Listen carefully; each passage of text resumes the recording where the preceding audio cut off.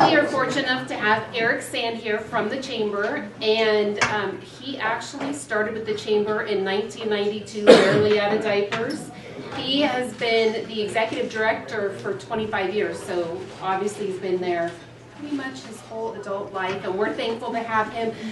He is done a fabulous job in the downtown area, bacon and brews, parades, hanging the lights at Christmas. I love going downtown. I feel like it's the official kickoff of the holiday season, and driving by and seeing Eric up on the ladder and getting the lights going, just, you know, a really traditional thing to see in our community, and I look forward to it every year. In 2014, he was honored with the William R. Haas Chamber Executive of the Year Award, which is the highest honor given out annually by the Oregon State Chamber of Commerce. So that was pretty amazing for him to receive, and it's based on his character, which obviously anybody that knows him is absolutely second to none. And then he was also awarded in 2016 Citizen of the Year from the Mayor George Endicott at that time. So today we get to hear from Eric.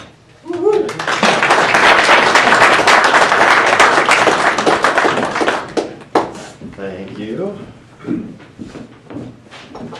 It seems scary that so much time has gone by so quickly. I literally started with the Chamber.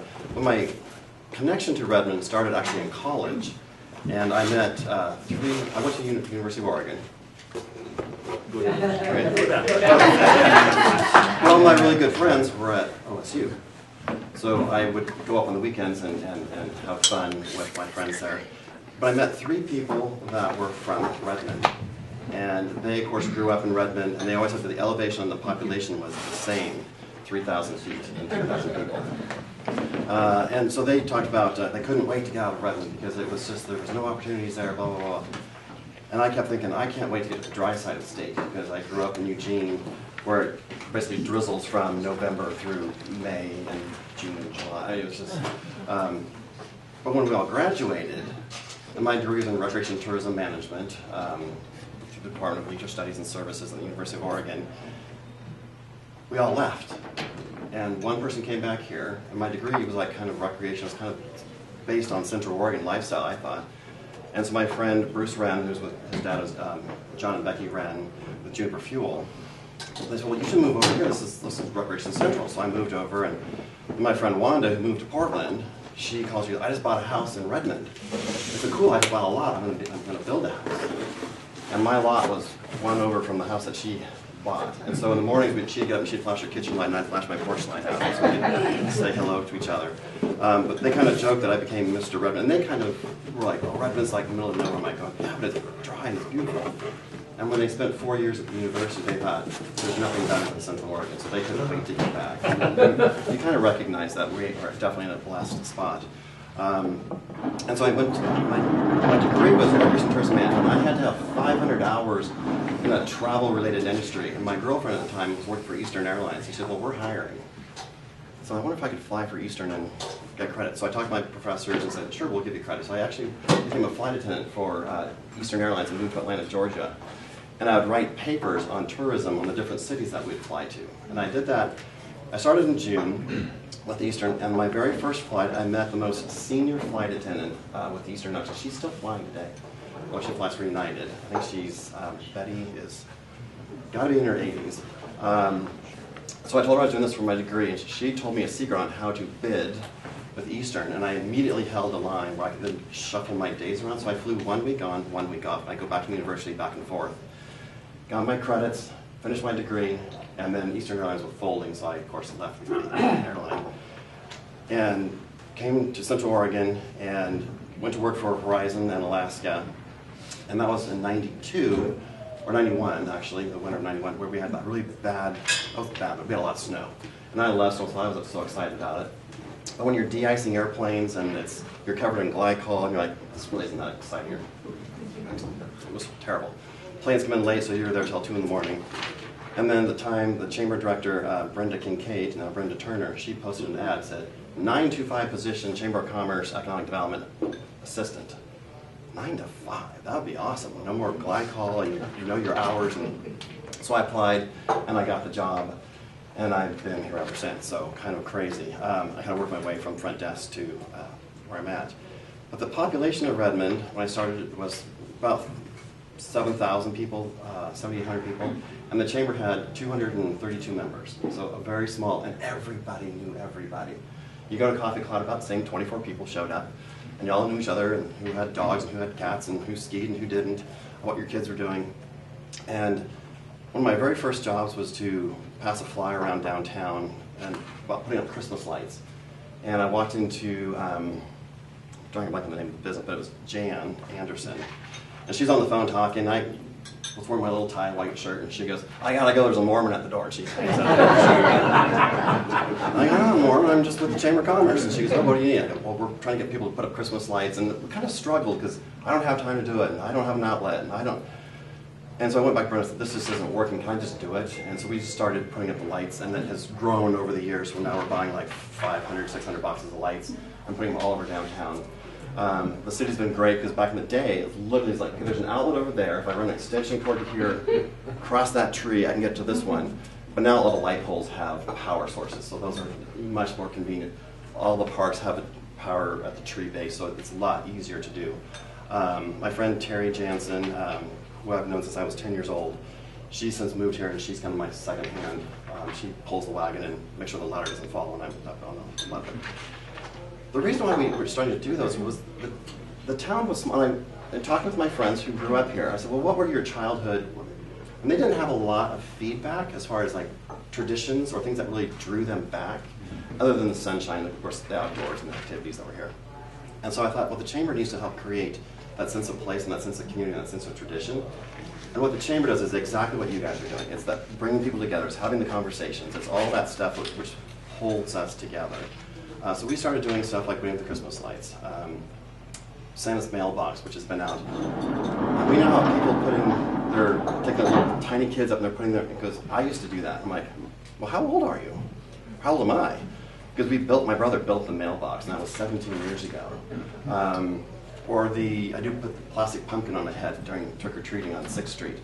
And I've had kids say, "I used to sit on your lap." I go, "Am I that old?" I'm looking at the guy, and he's 24, and I've been doing it for 17 years. And all the mathematics, but they're wanting their same kids to come back and do the same things that they did, and that's that sense of tradition and that sense of place, which the Chamber's really kind of helped do. And it's exactly what Redmond would not be. So 7,800 people, 92, we're now 40,000 people, but we haven't lost that sense of Redmond spirit, and that's because of the work that service clubs do, the Chamber of Commerce. It's bringing people together and keeping people talking to each other and having the discussions about what makes it so special.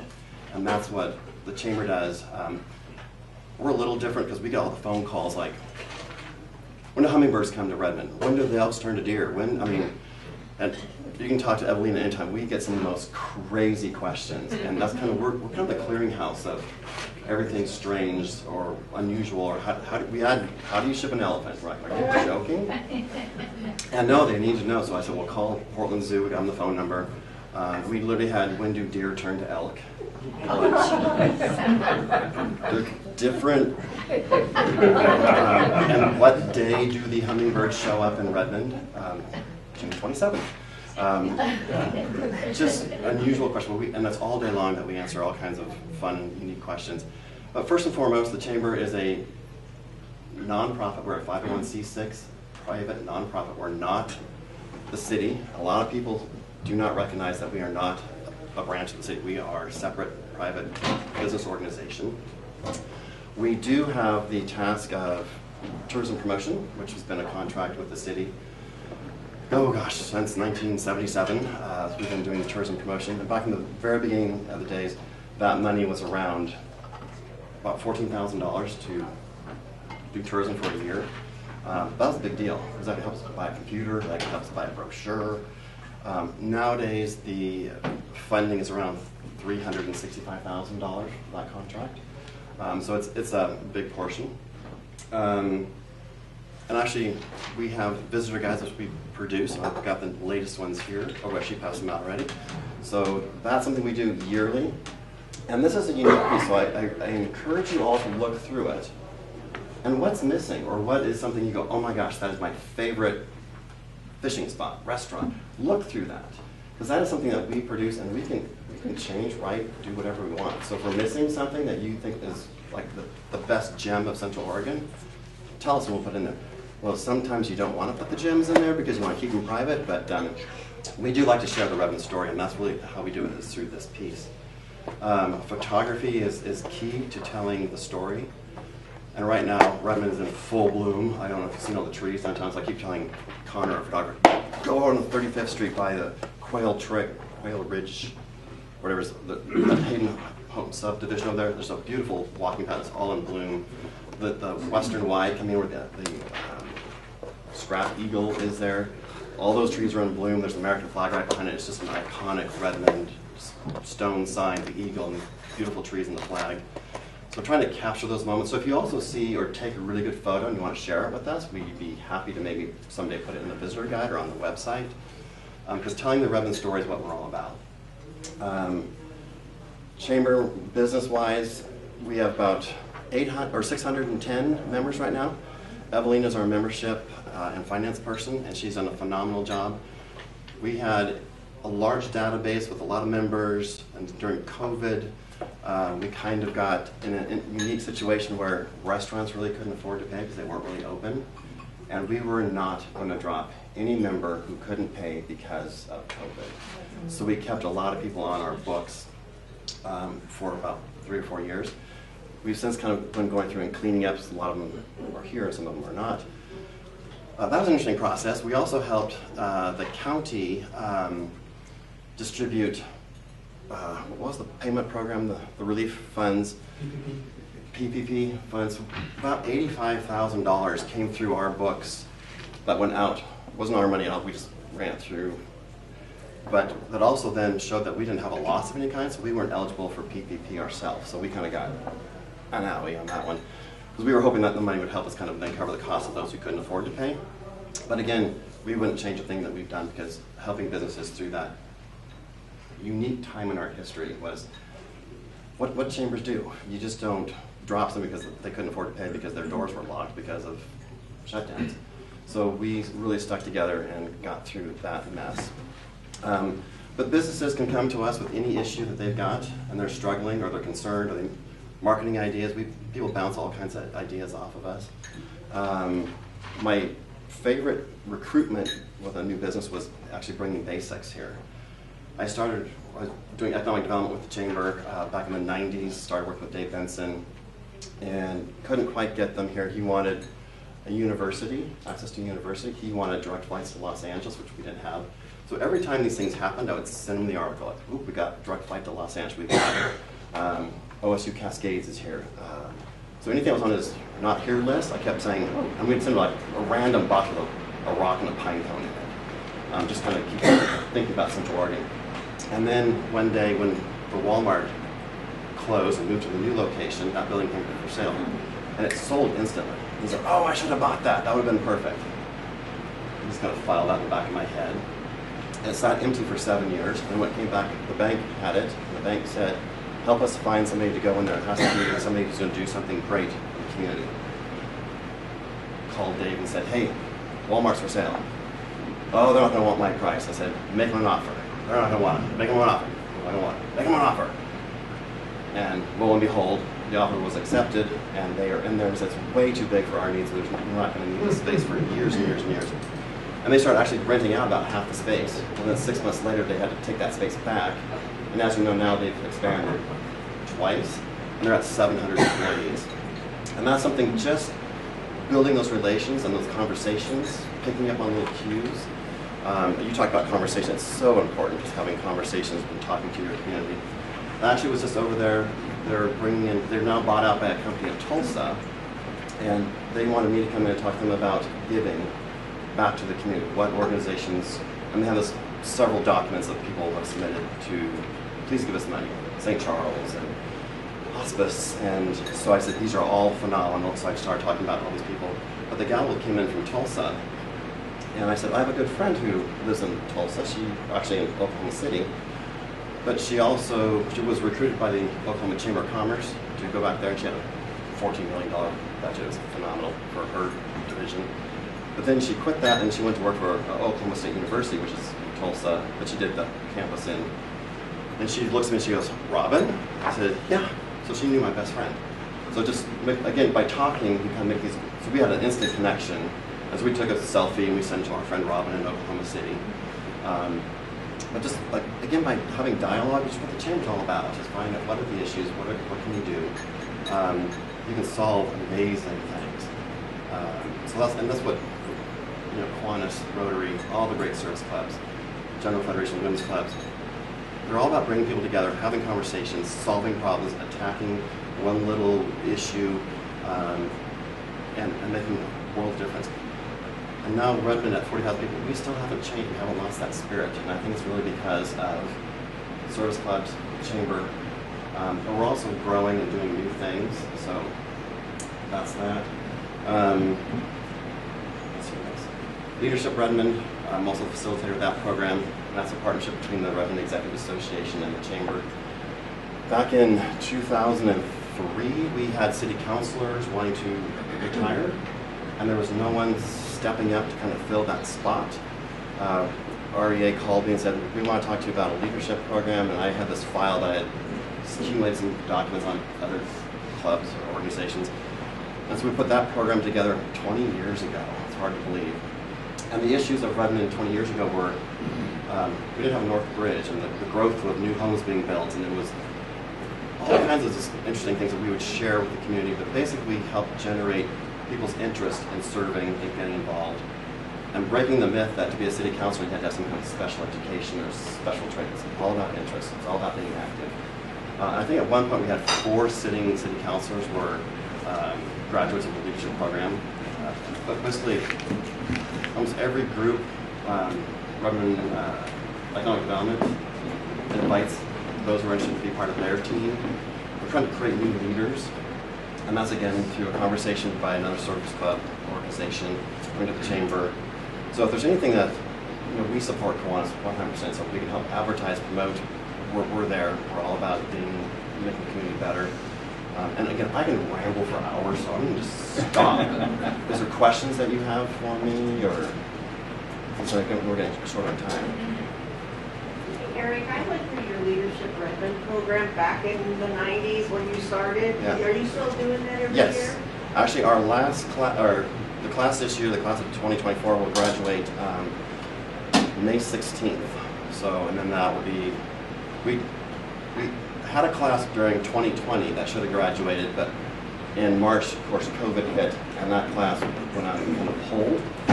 We held all through 21, we held all through 22, and they graduated, or 22 we graduated, and then 23 had a class. So we had a few years that we skipped. In 08, due to the economy, we skipped a year, but we pretty much graduated the class almost every year since 2004. And we'll continue to do that. We already got people signing up for next year.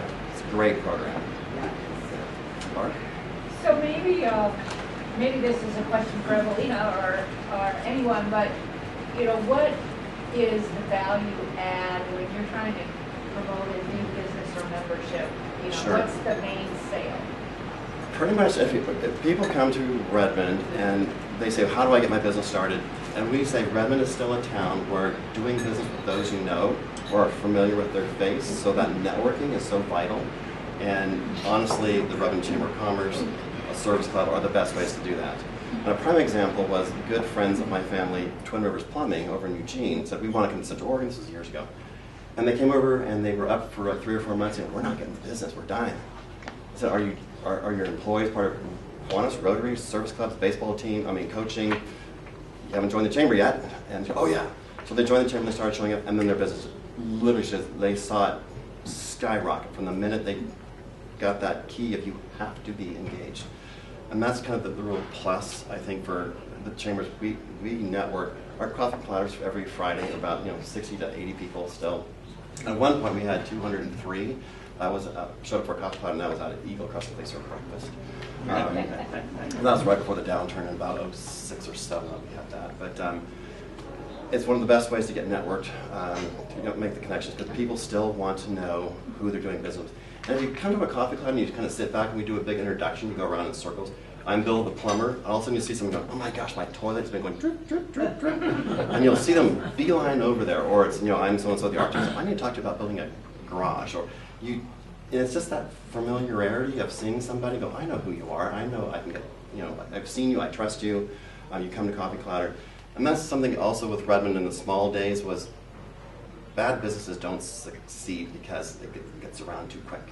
But we still have that here. We don't have a lot of bad apples in the cart because you don't survive, because everyone knows who you are and the reputations are all very important. So doing good work really promotes yourself, and it gets elevated to the top very quickly. Oops. So, Eric, you've been part of the Redmond Air Task Force forever, Yes. founding member, I think. It helps us get airline flights Air out service. of Redmond. Talk about that. So back in the day, oh gosh, back in the 90s, bringing air service was huge. Like Dave Benson wanted LA service, so we started talking about, and the airlines have different kinds of groups where they come together and they invite potential communities that they might want to talk to. And so we've been a part of those conversations where we'll fly down and talk to Delta Airlines about Surf to Salt Lake or wherever it might be. And those are kind of an ongoing conversation every year that the airport has with the different providers. Sometimes they want incentives, so then they'd come back to the community and say, we need to have $1 million incentive for a 2-year period to cover any shortfalls. It's going to the cities that make commitments from the business community saying, yes, I'll commit to buy $5,000 worth of tickets or whatever it might be. So we've been a part of that for years. That's been, I think, a big part of the success of the Redmond Airport, which is now just mind-blowing with the success that airport's had. So. Does that answer the question? Well, it's been instrumental. You've been part of it with other key people in the community to go lobby for service here. Yeah. And we've been really successful. I don't know what it is. There's like 1.5 million people go through the airport every year now. Third busiest airport, so we need to kick Eugene a little bit. Southwest just came into Eugene and that took their seats up a little bit higher, but I think we actually might get some more airlines coming in here, so that might change it for us. Questions? I was just going to ask you to talk real quickly about some of your signature events that are coming up. Signature events. Well, we just finished last Friday. We had our Business Expo and Job Fair. It was extremely exciting to see because we had a lot of people coming to the front door bringing resumes with them. So it was a lot about getting people jobs and underserved into better positions. So that was really successful. Summer season is coming up. It's like retail. In the middle of summer you're buying parkas for winter, and in the middle of winter you're buying shorts and sandals. So we've been working on the Music on the Green concert series, which starts the last Wednesday in June and runs through the first Wednesday in September. What else have we got going, Evelina? Golf tournaments, of course, yeah, which is a huge part of our fundraising. Brew Fest and Nightclub. Yeah. It's a big fundraiser for the chamber. Big fundraising. Just trying to create those activities that and we're very sensitive to the fact that you can't go to some of these functions and it's like it's $20 per person, that includes children. Well, I've got 5 kids and they brought their friends, so it's like, so we try to keep things as cost, sensitive as possible. So our Music on the Green, you can come, you bring your own sandwiches, you can bring your own beverages, and you can have, a picnic and the kids can go play in the park, you can listen to music, and it costs you nothing. But if you want a hot dog or something, it's like $5. That's much more affordable than some of the other venues. So we try to keep things very family friendly and affordable so people can kind of get that sense of community in place again. Well, that's about all the time we have right now. But real quick, thank you to both of our speakers today. And if you wouldn't mind coming up, come here, real quick. Well, let's put one with Eric first. Oh, okay. Too. So We got, we have line up. local. So this is made out of juniper. Oh, nice. We're one of Redmond's own. So Very cool. Redmond One is on it. So. There you go. Thank you.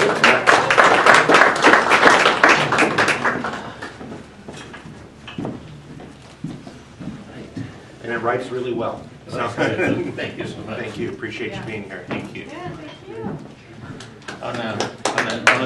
Thank you so much.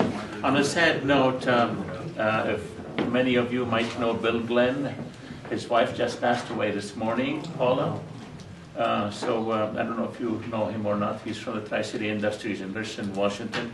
So send him a note or something, or call him. She just passed away this morning at 6 o'clock. Okay, all right. Thank you. And then in honor of our speaker, and you guys are going deep into the bullpen with me speaking, so. So Michelle wanted me to read this quote. In honor of our speaker, be calm and join the chamber. So, thank you, everybody.